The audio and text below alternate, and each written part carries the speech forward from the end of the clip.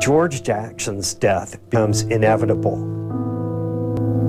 George Jackson had to transform himself finally into the dragon, the shaman, the priest, the convict of revenge.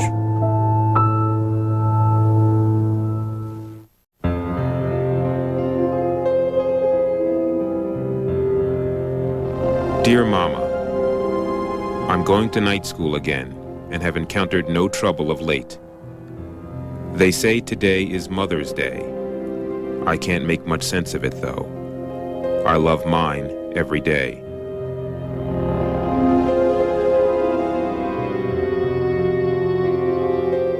You know, there are many black people in this country who have faith in the courts. They believe they can get justice.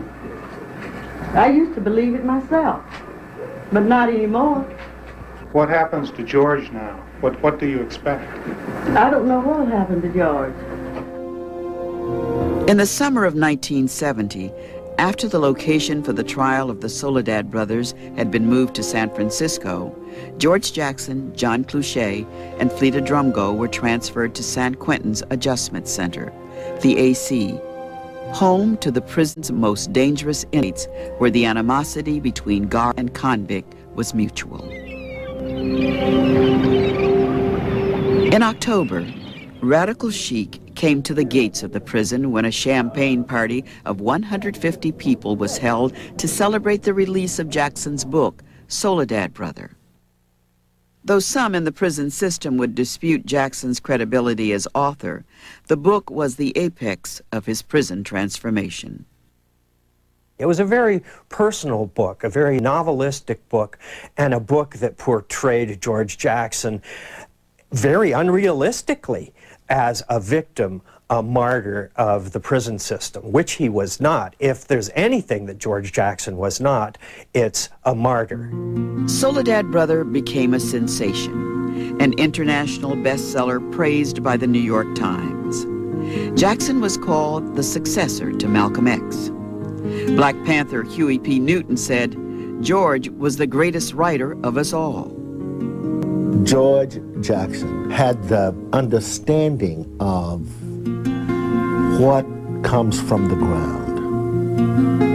What is the lowest moment in humanity? The letters to my family, my mother, my father, sisters, my brother, Jonathan, they were intended to familiarize them with the situation I was faced with here. Of course, here in prison, we see the repression, the exploitation, the victimization of lower class peoples. The book offered many sides to Jackson's personality. There were epistles on slavery, the evils of capitalism, adoration for Cuban revolutionary Che Guevara. Jackson wrote often to his mother, Georgia, revealing their disagreements and love. He also corresponded with his father, Lester, a man whom Jackson believed had been defeated by a racist society. How do you think I felt when I looked in your face, saw the clouds forming, and see your best efforts go for nothing? I count the times on my hands that you managed to work up a smile. The book was also a public relations triumph for Jackson's attorney, Faye Stender. Stender was tireless in making her client and prison letters famous throughout the world. And she really was involved in making George Jackson a celebrity. Jackson affectionately called the well-known 39-year-old Berkeley lawyer his small but mighty mouthpiece. Afraid for their lives if they testify or are even friendly to the defense in the Soledad brothers' case. And as directly from Jonathan at various times. Faye Stender also convinced a fellow radical attorney, John Thorne, to join Jackson's case, a case which Stender believed needed to be tried in the court of public opinion. She was diminutive, smallish, brilliant mind, knew exactly what she wanted. When Stender organized the Soledad Brothers Defense Committee, engaging famous names like actress Jane Fonda to raise money and notoriety, Stender wanted to create an atmosphere of acquittal. It is incumbent upon all of us to speak out about it, to make it known to the public what is happening in this country, that there are political prisoners, political trials. But in the days and months after his brother Jonathan's death, some began to see a change in George Jackson's personality. He acted like he didn't care about anything anymore after that. He was more introverted. He seemed like he got irritated at things more quickly and stuff, you know. Like one day, I don't know, some guard did something to him in the visiting room. He got in a hell of a fight with him in the visiting room. Yeah, he changed a lot. Others believed Jackson's years in incarceration had limited his real-life view of the outside world. And his idea was that there was an actual shooting revolution going on outside in the streets of the Bay Area. So what we're looking at here is a very, very isolated, restricted worldview, maybe even delusional, one might say. Jackson's relationship with Faye Stender also came to an end. They clashed over the distribution of proceeds from his book. George Jackson said, no, I want to build a revolutionary movement. I'm getting out of here.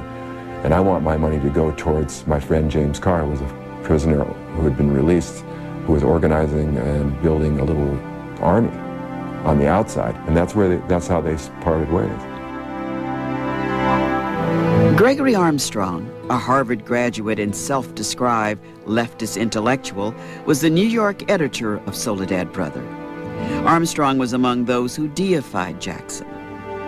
Greg was definitely a true believer in George. And I remember him seriously asking me one time if I was really part of the group, whether I could help him get a helicopter to free Jackson from prison and we escaped to Mexico. During some of his visits with Jackson at San Quentin, Armstrong taped their conversations. The most shocking revelation was that Jackson confessed to the murder of Soledad guard John Mills.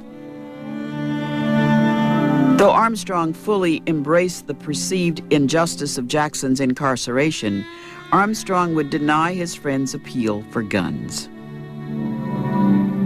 And at some point, George appeals to Greg Armstrong to start bringing him weapons. And George asked a lot of people to bring him guns and various other things. Eventually, Greg Armstrong was able to say no. He had to say no. He knew that if he did this, there was no going back. In one of Jackson's last interviews, he told a reporter from the New York Times that he would never be released from prison, never be paroled. Jackson added, "The whole truth is, I would hope to escape."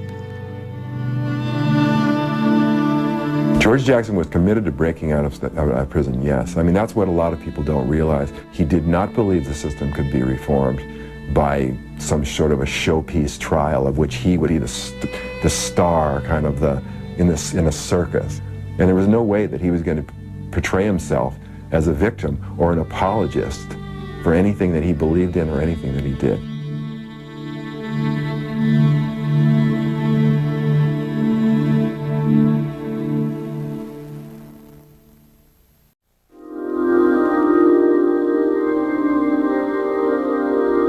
It's going to be, kill me if you can, fool, not kill me if you please.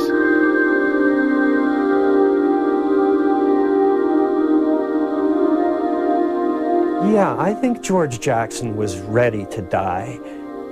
As a matter of fact, what occurs to me is in some ways, the way he spoke, he was already dead.